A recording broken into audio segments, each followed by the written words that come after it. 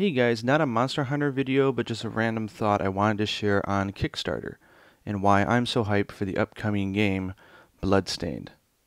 So I realize most of you have probably heard of it, but in case you haven't, Kickstarter started I think in 2009, and it's just a really neat way for people to fund creative projects. The reason why I say creative is because these are mostly populated by people who want to do something cool, but they can't get funding from, let's say, a publisher or a creator. But they know that there's people out there that would just buy it if they knew that it was coming. But without those funds, they can't actually go out and create it.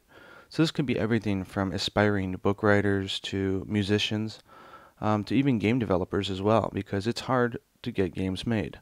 Now, normally I wouldn't get into this type of concept so much because the idea of paying for things that you don't really know and they're not there in the shop is kind of an alien concept for a lot of people, including myself when I first started.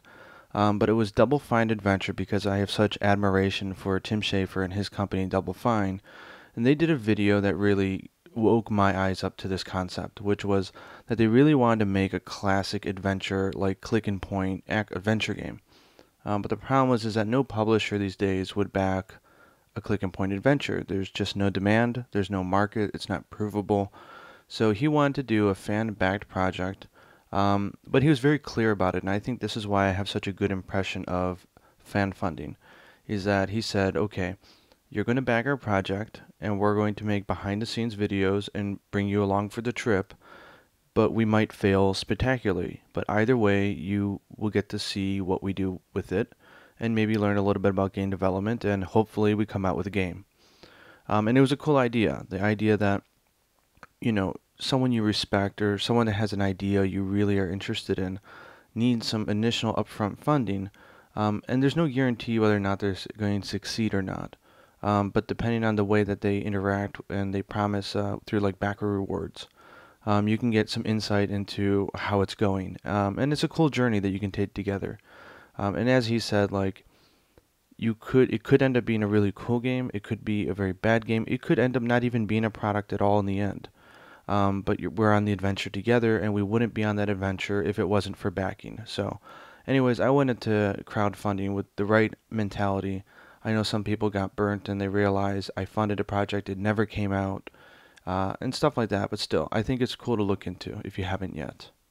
Now, the project that has me really excited, which as of today, which is June 8th, only has 3 more days for backing, is Bloodstained. Now, this is from Koji Igarashi, who a lot of us just call Iga. And in case you don't know him, he's actually the main producer on many of the Castlevania games that you probably have played and loved. Starting with like Symphony in the Night, going all the way up through a whole bunch of titles. Anyway, so he recently left Konami, and he really wants to make the spiritual successor to his type of game, which is, I guess they call it Metrovania or Igavania, depending on how you want to go for it. But that's not exactly a genre that you can walk into a publisher and get greenlit easily. So he's found a backer, but they want to get some proof that there is still public interest.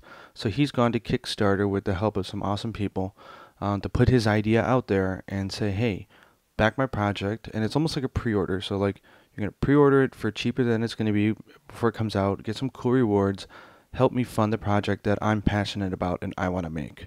So I'm totally on board. So the main heroine of this adventure is Miriam, who they describe on their Kickstarter page as an alchemist who at a young age became a host for an horrible curse. So she's got these magic crystals that are fused with her body, which give her special powers. So I wouldn't go into this thinking it's going to be a huge story game. I mean, it's a side-scrolling action-adventure gothic horror. But she's a really cool character. I like her design. I love the idea of customization and character growth in these types of games, so I'm pretty hyped. Now, of course, there's other characters, but let's face it, the main woman of the show is Miriam. So you're going to play this game as her, collect weapons, customize them, level up, you name it. So this is a conceptual screenshot they had, so the game might not actually look like this, but it's pretty cool. It's going to be developed by Inti Creates, which is a great developer company.